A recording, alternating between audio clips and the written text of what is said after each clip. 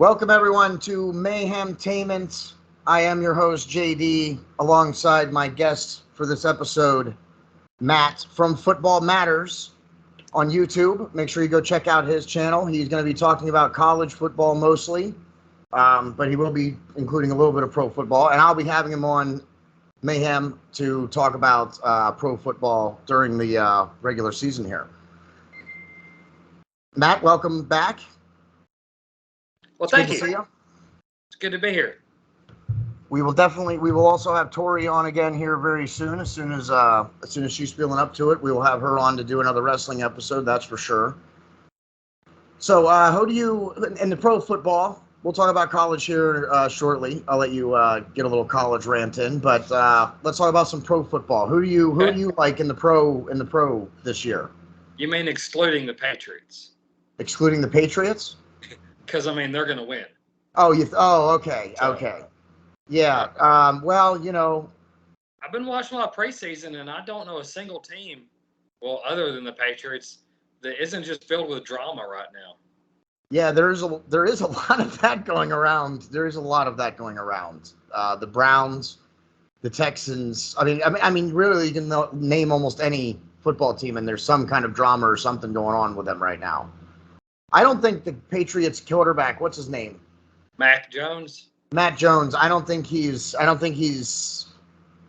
haven't really seen anything that really makes me think he's anything special. He looks like an average quarterback that you have after you lose somebody like Tom Brady.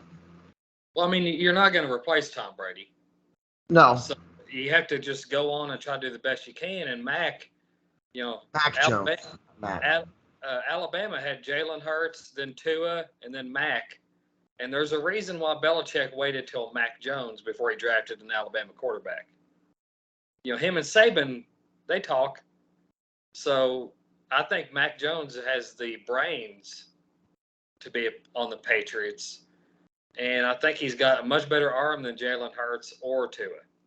Well, I am Jalen Hurts is a quarterback for my team, the Eagles, and I have certainly not seen one thing from Jalen Hurts that makes me think he's anything special either, for that matter. No, there's a reason why he had to transfer to Oklahoma. Yeah, I don't think I'm not convinced on Jalen Hurts. I'm not really convinced on him. I'm not sure why we got rid of Carson Wentz. I don't know that Carson Wentz was the best quarterback, but I think getting rid of him for a Jalen Hurts was just a lateral step. That wasn't a step forward or a step back. You got a quarterback that's got the same kind, just a different skill set, but not anything better than what you just got rid of. So I'm not really. I think with Philadelphia, their main problem with Carson Wentz was their offensive line was just shambles. Yeah. And so they were, I guess, probably trying to find a quarterback that was mobile. And Jalen Hurts was probably the cheapest that they could come across at the time. Yeah, well, the Eagles are I don't like the Eagles right now. They're my team, but I'm very unhappy with the decisions they've made. I think getting rid of Doug Peterson was a terrible mistake. I think getting rid of Carson Wentz along with Doug Peterson was even worse. I'm a Doug Peterson fan. I like him. I'm a Doug Peterson fan. I was very happy when he became the head coach of the Eagles. I'm like, finally, a stable head coach who knows and who can lead us to a Super Bowl win, and he did. And then, of course, we decided to trade him, or not trade him, but get rid of him. Jeff Lurie decided to get rid of him, and the circumstances around why him and Carson Wentz left I have not been able to get, I've done a lot of research, and I have not been able to find a straight answer as to why Doug Peterson and Carson Wentz actually left the Eagles. Well, let me ask you this as an Eagles fan, because I don't know any other Eagles fans to ask. Do you not give more credit to Nick Foles for that Super Bowl than Carson Wentz?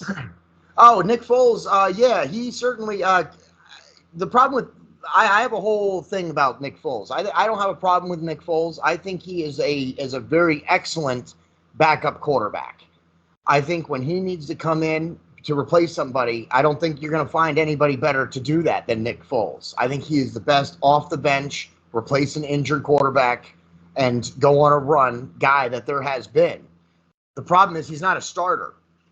I don't think. Anytime he started, he's had the worst seasons ever. But when he comes in off the bench, he does amazing things when he comes in off the bench, but when he's the starter and he's the planned starter, he does not perform. I don't know if it's the hype, the energy that you get from needing to come in to replace a quarterback who's been injured all of a sudden like that, or what, but he's always been better off the bench. I don't have a problem with Nick Foles, but he's not a starter. He can't be a starter, in my opinion. I would have Nick Foles on my team as a backup to come in off the bench because I don't think there is anybody better. And he did win that Super Bowl. He gets all the credit, especially he caught a Super Bowl pass Tom Brady did not. Right. So what about the Bucs now? Because I just also did my fantasy draft, and Tom Brady fell way down the list in terms of the high. Go ahead. When you take Gronk away, that's a security blanket. And now his left guard is out, and his center is questionable right now with a knee injury. Is he not? And if I'm not mistaken, I know his starting left guard is out for the year. Yeah. Oh, for the year. Wow. Okay. Yeah. He tore his ACL. The center hurt his knee. I can't remember if he's out for the year or still questionable. But I'll tell you this, as a Patriot fan watching Tom Brady for the past 20 years or so, he doesn't care so much about the names on the back of the jerseys that he's throwing the ball to. What he cares about is the names that are on the back of the jerseys that are blocking for him. Yeah. And when that's a mixed match group, he doesn't have his best years. That would make sense. Tom Brady's never been much of a scrambler. No. He's definitely a pocket passer. There's arguably maybe no one better than him in the pocket. But the way he fell. So you think it was from Gronk and his offensive line? But the way, being a Super Bowl winning quarterback and even in our fantasy draft, I think the first one that selected him was someone as a backup. I think he was selected as a backup. He was so far down the list. I couldn't believe it. So you don't think the Bucs are going to repeat then? No, I really don't. All right. What about the Chiefs? I'm a little bit of a Chiefs fan because I'm a huge Patrick Mahomes fan. And of course, Andy Reid, I don't like that he left the Eagles and then won a Super Bowl. But, Andy Reid did lead us to some great seasons, as an Eagles head coach. And he's an amazing head coach also. So I'm a little bit of a Chiefs fan. But they lost Tyreek Hill. Well, that's a big blow to them because if you watch their offense, it's a lot of what I call backyard football. The plays always seem to break down, and Mahomes is excellent just finding a guy that happens to be open. Yeah, I don't think most of their successful plays are designed. I think they're broken plays that Mahomes makes up for, but he's made up for those with Kelsey. Yeah, Tyreek Hill. Yep. And he does still have Kelsey, but yeah, Tyreek Hill, he went to the Dolphins. But they also brought in, Tyreek Hill's really fast, but he's small. So then they go and they bring in Juju Smith-Schuster, who's a big-bodied receiver that can maybe jump up for those passes that Tyreek Hill was not jump up for.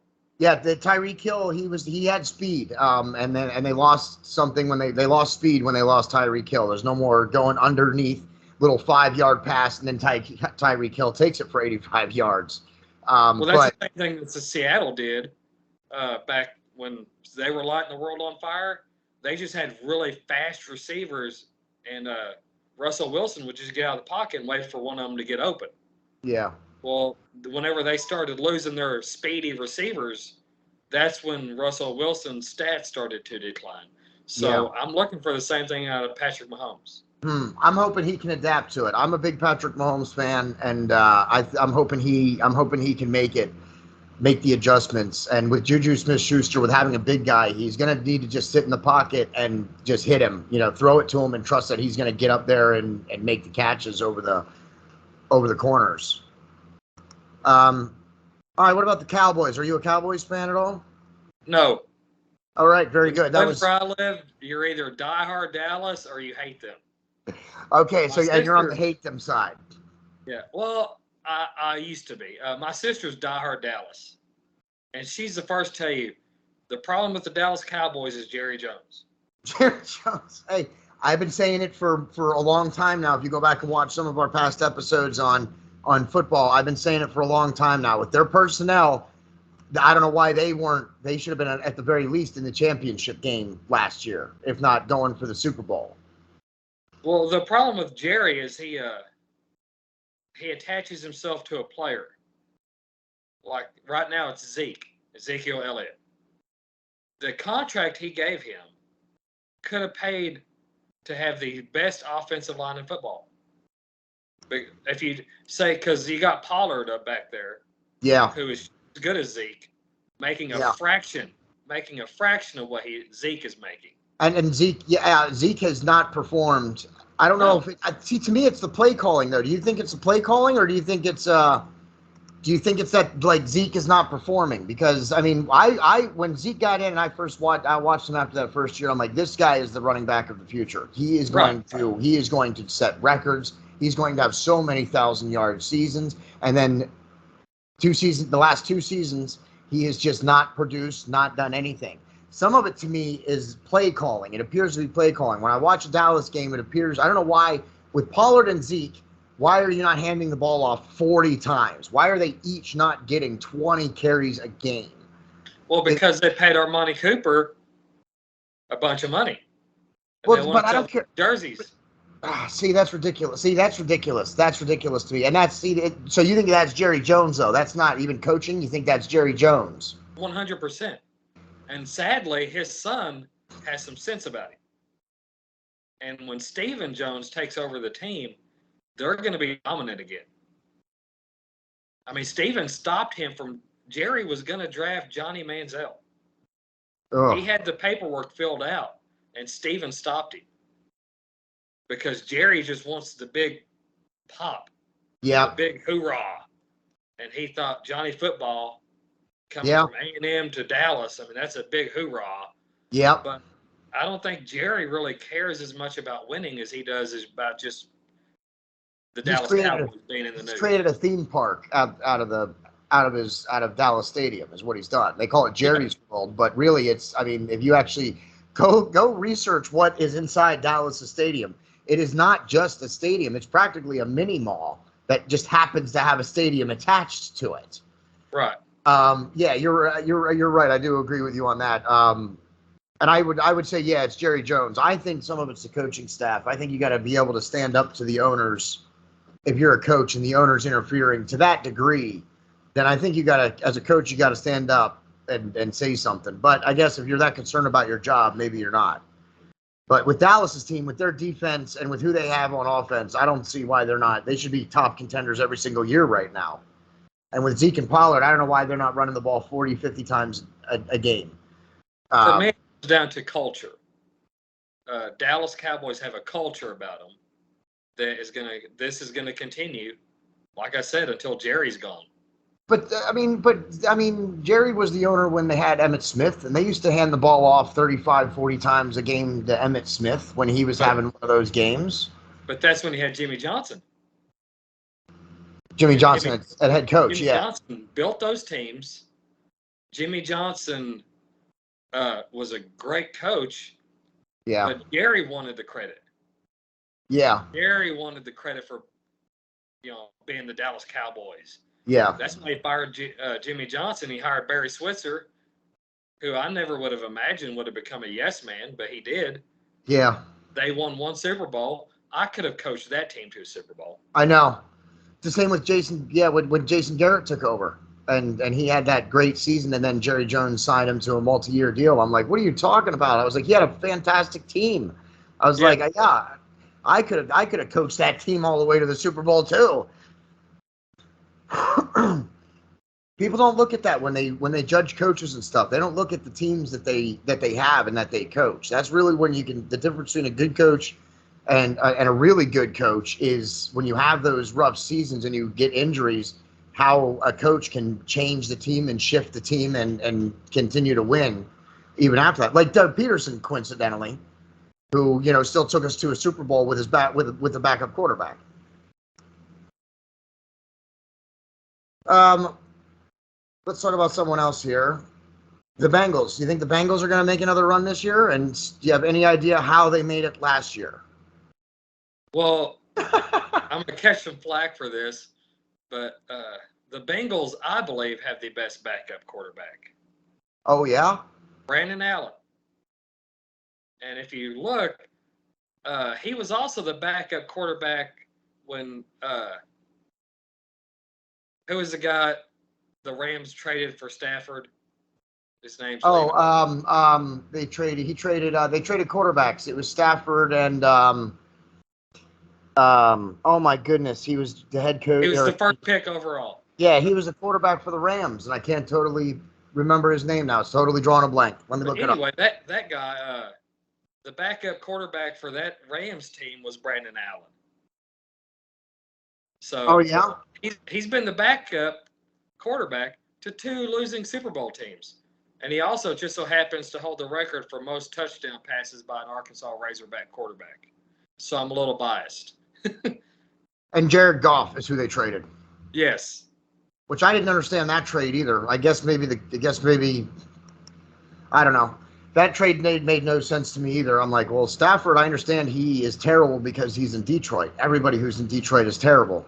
Right. But Goff didn't really strike me as that bad of a quarterback to trade for Stafford. But I guess, I'm not a head coach of a team, unfortunately.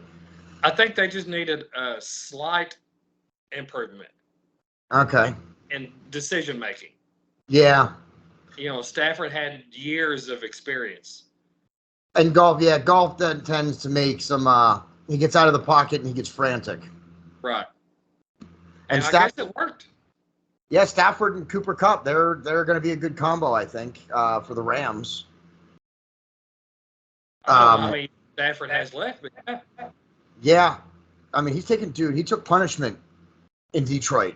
I mean, that was when you're a Detroit quarterback, you take punishment. It's not just you're an easy ride. You're gonna get hit repeatedly and often. I'd like to speculate. Oh, well, I do have it on my which teams look bad. So we talked about some of the good teams. Let's talk about some of the bad teams. And since we just were talking about the Lions, why are they terrible every year? Why have they been terrible for 25 years? I don't know if it's a culture thing, if they're just accepting losing, but when a team repeatedly has early draft picks, they draft these, early picks, but those early picks are going to a team that still is horrible. Yeah. Yeah, I've been trying to figure it out myself, and I have not come up with anything. I don't know if I honestly don't know. I don't even know how to speculate at why the Lions are always terrible. Really, I don't. They really an easy division. Yeah, really. Because, Chicago is not very good. They're going to be record-setting bad this year, I believe. Green Bay, still hanging Aaron on Rodgers doesn't know from one day to the next if he wants to be there. And then you got Minnesota, who's every year they're good, but they're never going to move past that good phase, I don't believe. Yeah, and then they spent that conference is easy. And then they spent $220 million paying Kirk Cousins. Minnesota did. Yeah. And that was so not worth it. Kirk Cousins, fine quarterback. He does not deserve to be the highest paid quarterback in the NFL right now. He is, by the way. You can look that stat up. The Browns, they're a team that is just mired in muck, and even when they have a chance to get out of it, they seem to just want to plunge themselves deeper into it, which is why the franchise folded, moved, folded, and moved. I think they took a guy that was a Razorback, yelled a throw hole. He started off in Arkansas as a defensive tackle. We were short on offensive linemen, so he moved to guard and excelled. He's an excellent guard, but he's just an okay center. Well, he's now playing center for the Cleveland Browns because their starter and their backup are both done for the year. Yeah. And who's he handing the ball to? Is it Jacoby Brissett? I think for the first 11 games. Because that trade that they made for Deshaun Watson. Yeah. They got rid of Baker Mayfield, picked up Deshaun Watson. Deshaun Watson has 6 games suspended. Let's talk about that for just a second. Deshaun Watson suspended for 6 games for, and I quote, predatory conduct. It's now 11. Oh, it's 11 now? It's 11 games now. Okay, well, they reached a settlement. Okay, so just so we're clear, it was 6 a week ago when I did the research for this episode, and now it's at 11. And you said they also came up to a settlement. They came to a settlement. Yeah, he has to pay so much money, and the 6 games was what Cleveland was recommending. Then the league, I think, probably wanted to do a season ban, and so they compromised at 11 games. Okay, so it was 6 games when I did the research a week ago. It's now been upped to 11 games. Yes. So they got rid of Baker Mayfield, who is not a bad quarterback, who is a great quarterback who can take hits. He's one of those gritty ones. You know what I mean? He's not got all the abilities in the world, but he can get it done. He'll get it done with hard work. And I can't believe they got rid of him for the train wreck that is Deshaun Watson. And they paid him. I'm sorry. I misspoke just a moment ago. I don't believe Kirk Cousins is the highest paid quarterback anymore. I believe the contract that the Browns gave Deshaun Watson made him the highest paid quarterback in the league. So it's either Kirk Cousins or Deshaun Watson now. And Deshaun Watson has just been suspended for 11 games for predatory conduct. The Browns also now have Amari Cooper, wide receiver, and then they have Nick Chubb, Kareem Hunt at running back. The Browns have a good team. Even last year they had a good team with Baker Mayfield. But they never can seem to get it together and win, whether it's the head coach or the ownership. I'm not sure. Well, that's the direct opposite of Detroit. That, I think, is probably overall the toughest division in football. Because every year you got to play Baltimore twice, Pittsburgh twice. I mean, that's a hard road. Yeah, I'm drawing a blank on who the third team in their division is, but yeah, it is a really tough division. Although with the Steelers now, I mean everybody except for the Ravens. I think the Ravens will dominate, but I think the race for second place in that division, I think they have a potential wild card playoff spot. If someone can come in second in that league and in that division and do good, I think that the Browns or the Bengals could have a wild card spot to get into the playoffs. Yeah, it's the Bengals. Good call. I forgot who the fourth team Oh, you're was. right. Yeah, the Bengals. Oh, yeah, you're right. The Bengals. Yeah. So that's a tough division. Yeah, it is. Especially with them. I mean, the other 3 teams in that division are all doing really well right now. Even with the Steelers rebuilding without Big Ben, they're rebuilding, but they still got a good team. They're not going to be just in last place just because they lost Ben Roethlisberger. Since I don't own the Pittsburgh Steelers, it's okay for me to say this. They should trade for Sam Darnold right now. Trade for Sam Darnold? Yes.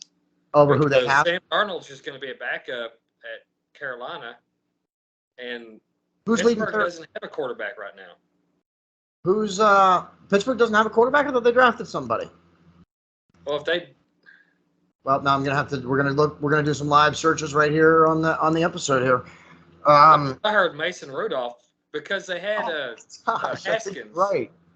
They had Haskins, and then he got ran over. I know. Down in Florida. Yeah, how terrible was that? Yeah, that's a horrible situation. But I think he was set to be their starter. Yeah, Haskins was supposed to be their starter. Pickett. Kenny Pickett. Oh. I'd still trade for Sam Darnold. Or Mitch Trubisky. Apparently they have Mitch Trubisky also.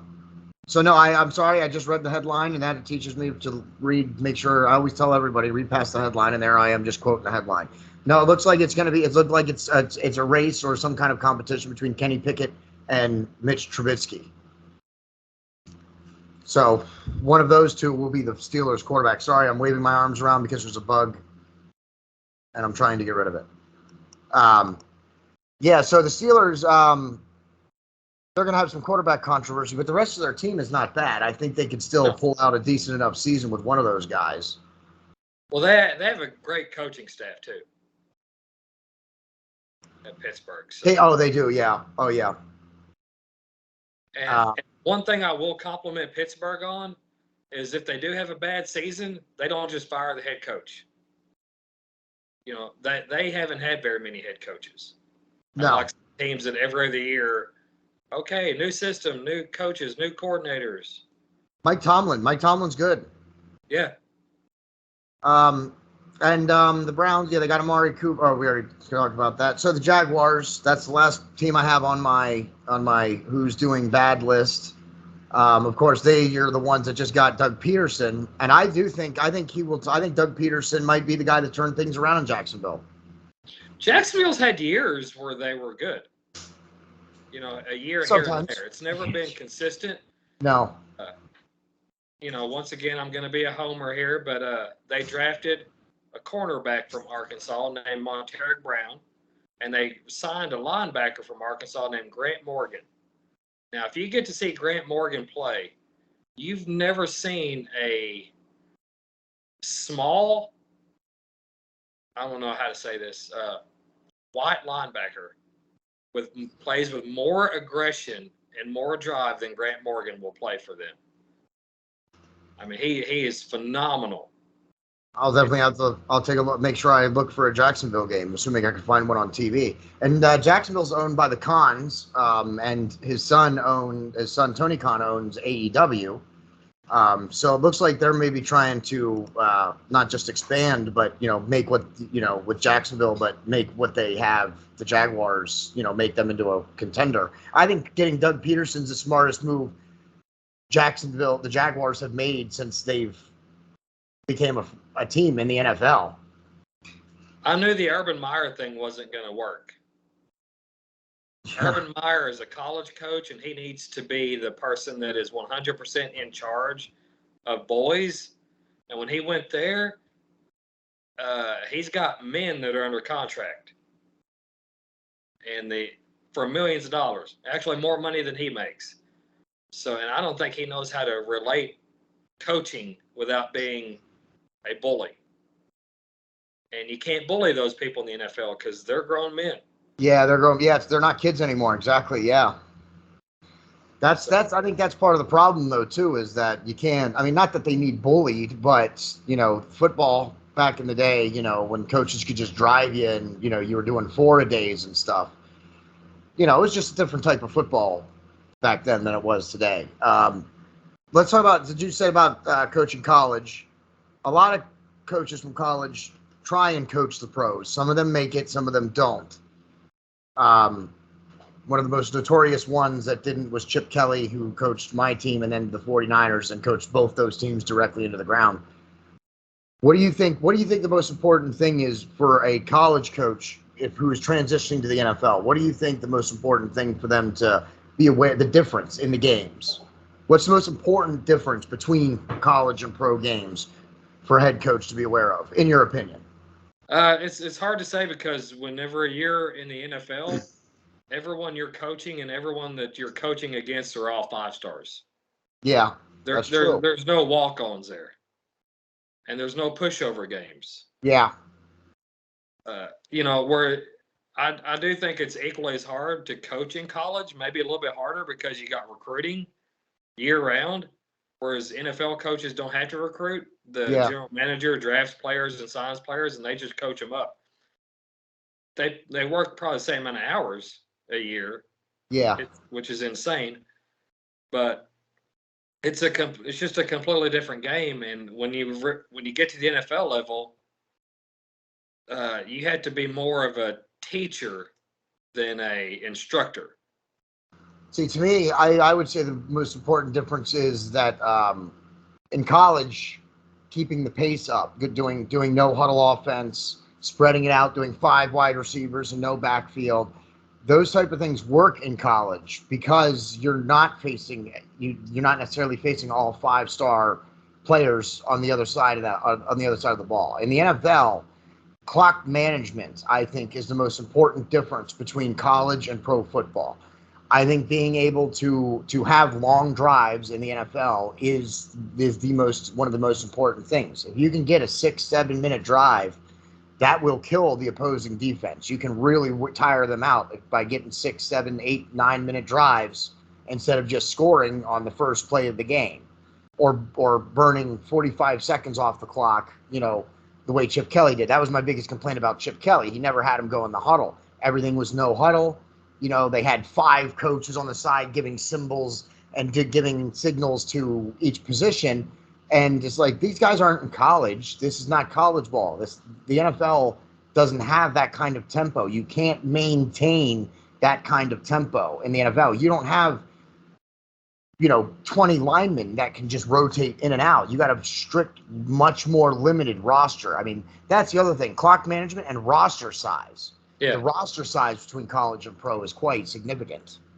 Also, when Chip Kelly was doing that at Oregon, he wasn't playing Alabama and LSU and Arkansas and Florida. He was playing Oregon State, UCLA, all those teams in the pack. And I'm a little biased.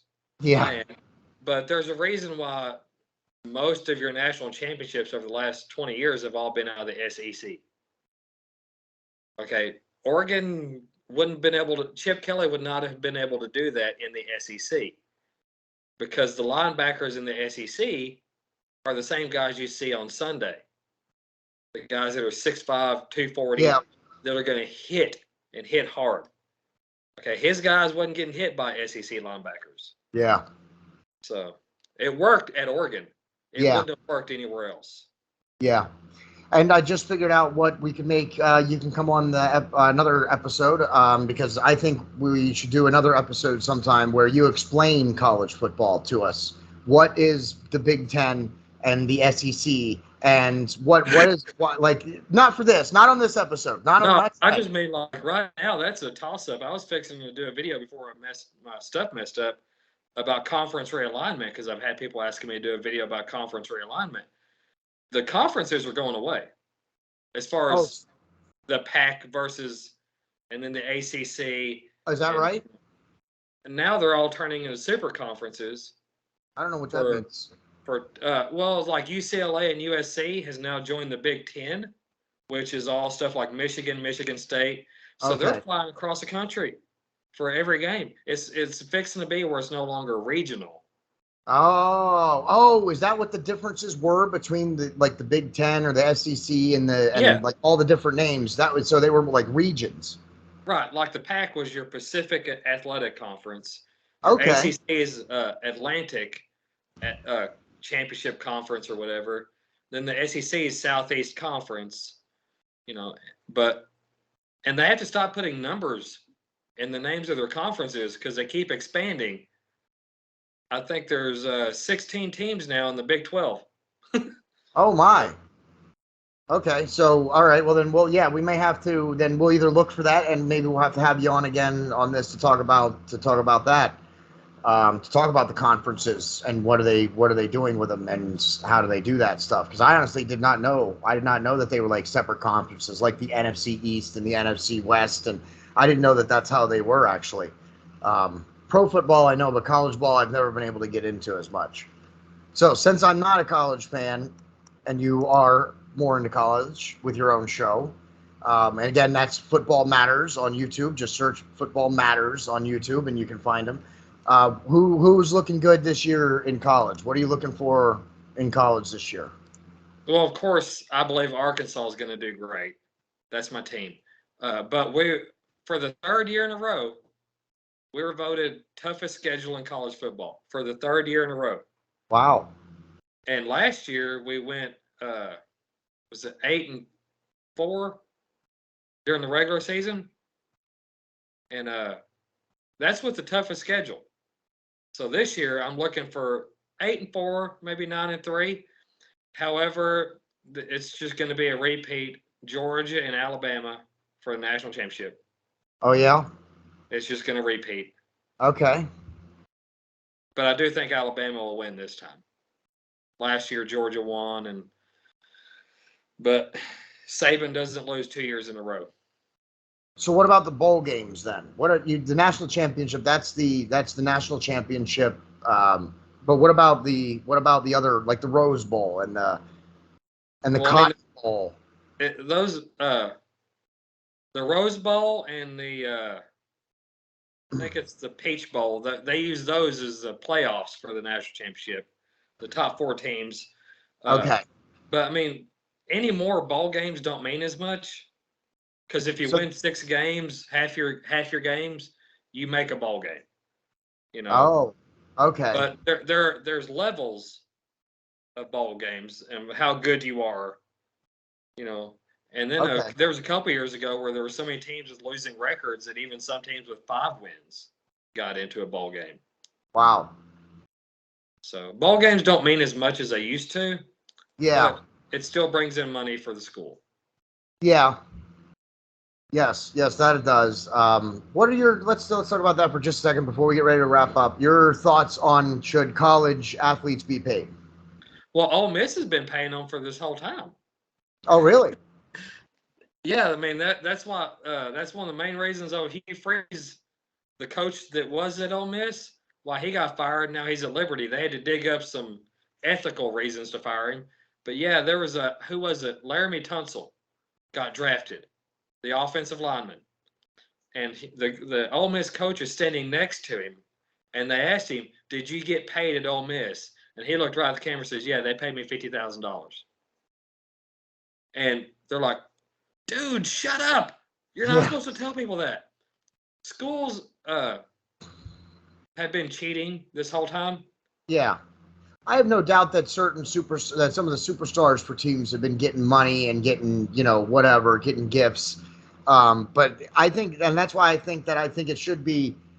I think especially football players, because the injuries you can sustain in football could change the course of your life. So I think they should get some kind of compensation for it, more than just, tuition. I don't care that your tuition's $100,000. Your tuition, there's no reason for your tuition to be $100,000. Lower that and still play the players. Especially I with think there should be a salary cap. I think so too. I think it should be equal. Like, I don't care what position you are. I think you should get paid, like, whatever it is. If you're on a college team, you get X dollars, regardless of anything like that. I don't think that we should start paying them, the superstars more than the guys who aren't as good. But I do think that everybody should get some kind of base pay for being on a college football team, mainly because of how dangerous it is. And if you want to do that for basketball, also for the jersey sales. I mean, you got to figure that the colleges, the amount of money that they make off selling jerseys is crazy, and I think the students should get a piece of that. They should be compensated. You know what I mean? They're the reasons that the jerseys are selling. They should be able to get something more than just tuition, in my opinion. I agree. However, I mean, it's hard to determine. Like, Arkansas quit selling jerseys with the player's name on it. Yeah. Back when Ryan Mallett was the quarterback, because his jersey sales were so much, and everybody's like, he should get some money for this. And so they just put a stop to it. They sell jerseys with numbers on them, but no longer is there a name on the back. Yeah, but even still, like that.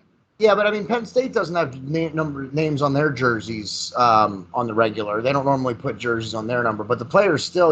Anybody who picks up the number 88 jersey is doing it because of that player who's wearing 88. So I think not putting the name on the back was just a shortcut. I think it was a way to be like, oh well, fine, we just won't put his name on the back. Like, that really matters. He's still wearing the number on the front and the back of his jersey. Just because his name's not on it doesn't mean it isn't his. So I think that's about everything, unless there's anything you would like to talk about that I forgot to bring up. That's all right. That's all good. Look for the Pats to dominate this year. The Pats to dominate this year, yeah. And boy, how I wish I could say look for the Eagles to dominate this year. But I think what you're going to do is you're going to see the Eagles continue to do crap, because I don't like Nick Sirianni, and Jeff Lurie, you have disappointed me as owner as well. I'm disappointed with all of you. Jalen Hurts, you better show me something this year. I will start calling for your removal at quarterback. And Nick Sirianni, the same goes for you, buddy. I will start calling for your removal as head coach. Don't mess around. I'm a real Eagles fan. I will boo you. Don't mess around. For Mayhemtainment, make sure you check out Matt's Football Matters on YouTube, and Tori's storefront. Do you know the name of Tori's storefront off the top of your head? It's a Role Model Productions at Bonfire. Bonfire.com/store/Role Model Productions. I'm going to say that one more time. Bonfire.com/store/Role Model Productions. That's ROLL Role. Yeah. Role Model Productions, and pick up some apparel, and support Tori. We have our storefronts. We'll start adding some Mayhemtainment apparel in the next 2 weeks. So, and that'll be on the JDEDESIGNz storefronts, which is I'm wearing right here, my shirt right here, and that's at bonfire.com/store/JDEDESIGNz. That's with a Z at the end of it. Our sister show, the Boiling Point Podcast, they have their own storefront. You can find them on Facebook, YouTube, and Rumble. And of course, Mayhemtainment is also on YouTube and Rumble. Just search Mayhemtainment or Mayhem Media. We're on Facebook. You can follow me on Twitter at MayhemPrez. For my football correspondent, Matt, I am your host, JD, and that's the end.